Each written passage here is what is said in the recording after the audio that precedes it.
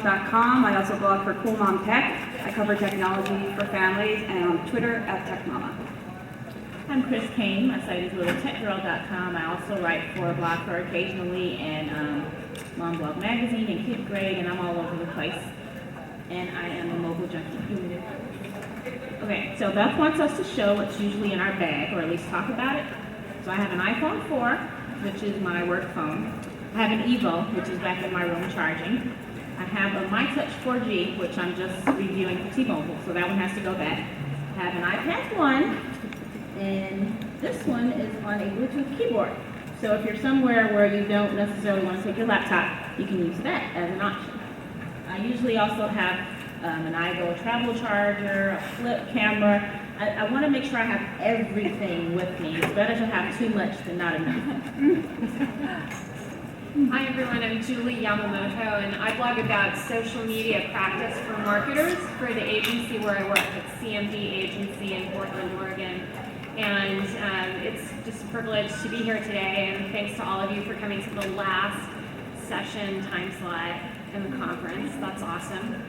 And I'm going to show what I bring. I'm going to play the minimalist card here because I've got the iPhone 4, which is my personal phone and my work phone, and I produce audio and video from this, and tweeting, of course, text-based content.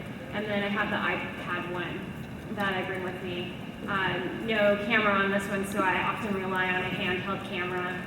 If I'm traveling with a client and I know that I need to produce video that's a little bit higher quality than what I can produce from a smartphone, I take a Sanyo Xacti with a professional mic, a Sennheiser mic, and a tripod.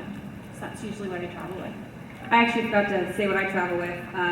I think I'm probably a little bit heavy loaded right now because I like to bring a lot of different things to show people. But I actually have a BlackBerry Torch that has a nice little keyboard. But I wanted to start using Android, so I'm looking at Android phones now. I haven't been able to decide which one. But I'd like to travel with a tablet, and I'm actually going to be looking for an Android. But right now I have the iPad 2 that I'll be passing down to my family when I'm done.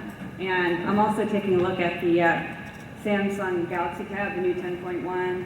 And here's the torch, the playbook, BlackBerry playbook for people that are BlackBerry fans. You can have like the full suite of BlackBerry.